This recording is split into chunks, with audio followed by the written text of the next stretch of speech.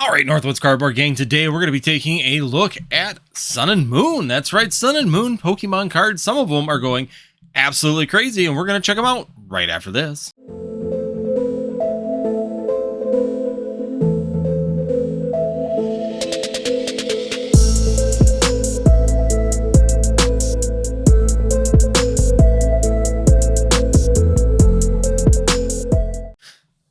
Alright guys, I'm Andy with Northwoods TCG, and today we are going to be talking about Sun and Moon and what is going on. What is happening with Sun and Moon currently when it comes down to Pokemon TCG.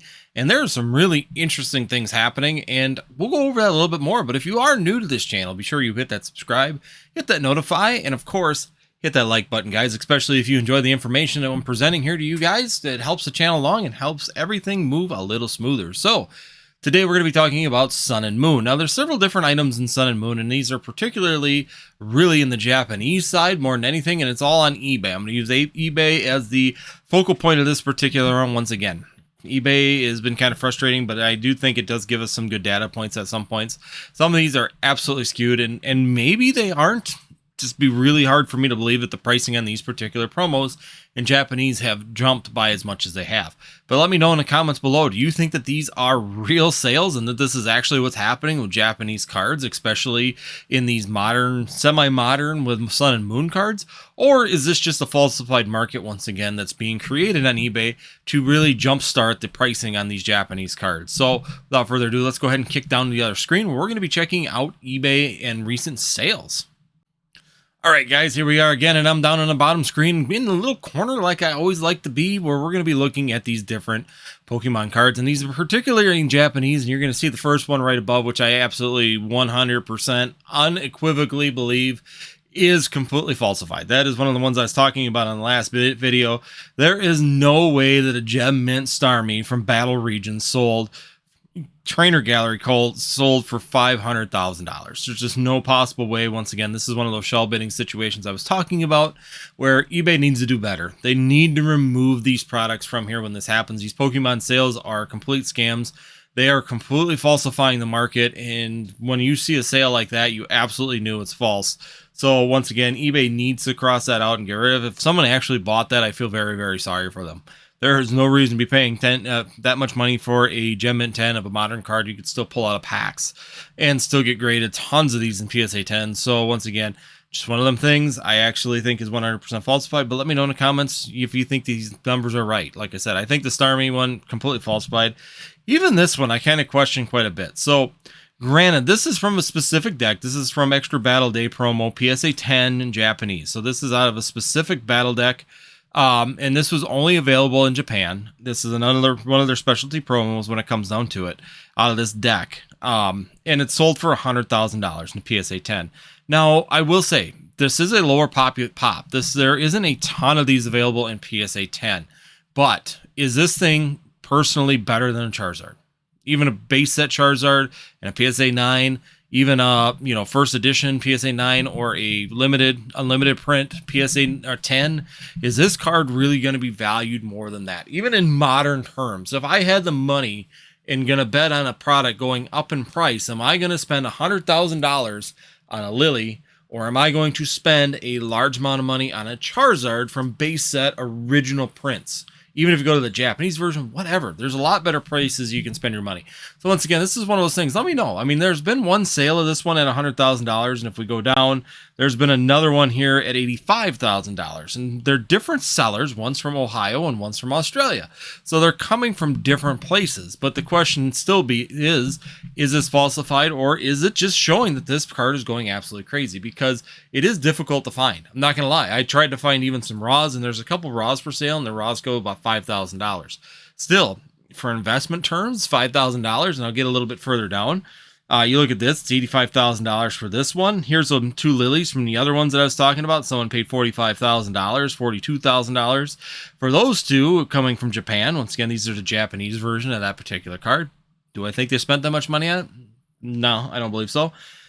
But overall, there was also a couple of these. Here's one from a Marnie deck for $30,000. Once again, this card is still available on the market. Not that odd. So once again, is Sun and Moon going crazy? Are these promo cards starting to move? Are we seeing something odd just because of the ballooning of the Japanese market currently? Or are these actual prices that are going to stick because of the fact that they're from very specific products? I'm actually asking. I'm looking at them, and in my mind, that doesn't make sense. So if I'm looking at this from a collection or even an investment aspect, if I'm looking at this from every different view that I can see, buying modern cards that are still available in packs, and yes, they might be getting a little bit more difficult to find, but overall, there's still raws available. You can grade them. There's still more potential for more graded cards to come in, and there's definitely a chance for more of this ballooning of the actual population to go up in these particular cards. Does it not make sense to you to right above you buy a first edition PSA 9 for $35,000, or does it make sense to buy a Marnie card for $30,000 with a PSA 9 of a modern card? It just doesn't make sense. So once again, either A, there is actually an upheaval in the market. It could be. Maybe it is absolutely going crazy. These numbers are going nuts just because of the fact that Japanese in general is accelerating extremely quickly. But I find it very hard to believe. I think that Japanese is doing well. I think that a lot of the cards are doing very nicely. Like this, once again, a PSA 10. And yes, this is from a creatures deck. Once again, this is another deck side. One of them special things. Once again, they're just battle decks. So they're not really that hard of a pull. And there is quite a few of these available in raw for right around that $75 to $100. So why is a PSA 10 selling for, $22,000? It's been crossed down, so let's just even say a reasonable price underneath that. I can't tell now that it's crossed out. I don't know why they can't do that with red when the sale's canceled. Going through, otherwise, most of the cards, once again, $20,000 for a first edition Psyduck. And once again, to me, I'm just wondering, this says this Aloha Friends was another one for a PSA 10 from this Master Ball set. Once again, this wasn't a very difficult card to get rated in a 10. There's actually there's 1,200 of them currently out there. You can buy this card raw for roughly around $80, so it's not really an expensive card to get. There's still a lot of opportunities for the 10 market to go up, and if you see prices like this, then the 10 market's probably going to go up. If it was an investment move, I would be looking at that, buying this card, buying that Lily, where you can get even for $5,000. If you can get it $5,000 as a sale, I was trying to find it of that Lily, where it also sold for $65,000 in a PSA 9. So once again, if there's a $5,000 down and then you're making, potentially 100 times that value, why wouldn't you make the investment grade and go for it, right? And try and get that money for it. Well, not 110 times. You can go 10 times value, buy it at the 5,000 and it goes for $50,000 plus. You're 10 times your value just for getting a PSA 9. If you get a 10, you're almost doing double that. So you're looking at about 20% increase on your initial costs. So once again, doesn't make sense. We're seeing a lot of these though. So let me know. They're all coming from Australia. Australia is the number one place right now that I'm seeing this, or there's one place that sells them in Ohio, but it's always Australia, Ohio, Australia, Ohio. So they're all coming from realistically the same place, all these recent sales, especially on these Japanese products. So do I think personally, I'm going to switch back to the other screen. Do I logically think personally that these actually Sun and Moon promo cards and Sun and Moon cards are really deck cards are going crazy? No, I think that there's some really interesting shell bidding going on right now, and I would be really curious once again to see if these cards are actually being purchased at that price, or if this is just one of those, again, shell bidding situations where people are buying and canceling their orders, continually moving these prices up. Once again, people are looking at an outside source, see these cards accelerating like this way. It really, really makes you want to jump in on some of these. Like I said, if I could buy a $5,000 Japanese card right now and then get it graded, yes, I'm going to spend a little bit extra on the grading, probably close to even got $6,000 total tied up into the grading and shipping and everything else like that. And I can turn that for $60,000 at a PSA 9 or $100,000 at a PSA 10. Why wouldn't you do that? And that's the fact that's weird is that the raw card is still selling for around $4,000 to $5,000. I can find them in different locations. There's a couple of them. I think there's 2 right now available on eBay for around $5,000. And then there's also, several of them available on different sites like Troll and Toad. And if you search around in just Google it on eBay or on Google, there's different other places that sell it also. So it's really not that difficult of a card to find at that range. And there's actually some cheaper, around $1,200. So from $12,000 to $5,000 already, it's gone up for the raw.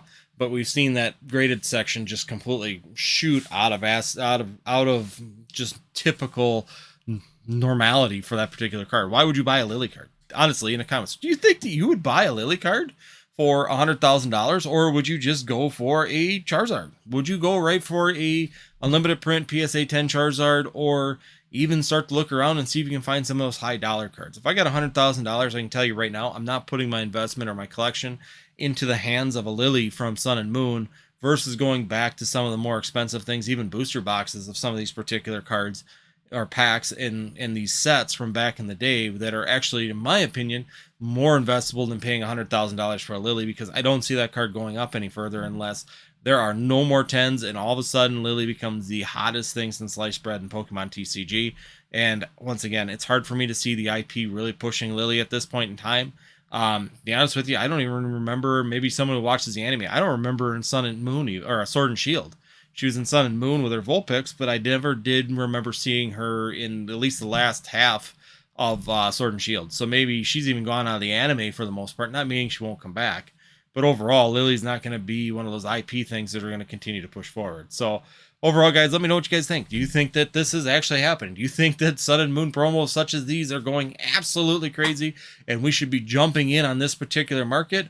Or is this another one of those little falsified, kind of pushed up market? And even that Yu-Gi-Oh card, just to let you know, that Yu-Gi-Oh card is coming from Australia also. So overall, they're all coming from Australia and Ohio. So my bets are is that them two are probably going back and forth inflating this market currently. But do you think that this is true? Do you think it's happening? Am I wrong and these prices are justified? It makes sense that these cards are going up by the values that they are. There's a reasoning behind it. There's a craziness that makes you want to purchase these cards at that price for an investment or even for your collection. Let me know in the comments. Let me know what you guys think. Let me know about this video and let me know if you think that I'm completely wrong or there's something to it. Other than that, guys, if you have made it this far in the video, make sure you hit that subscribe, hit that notify, and last but not least, let's hit that like button, help this video out. If you like this kind of content, check out the 2 at the end, and we'll see you next time here on Northwoods TCG.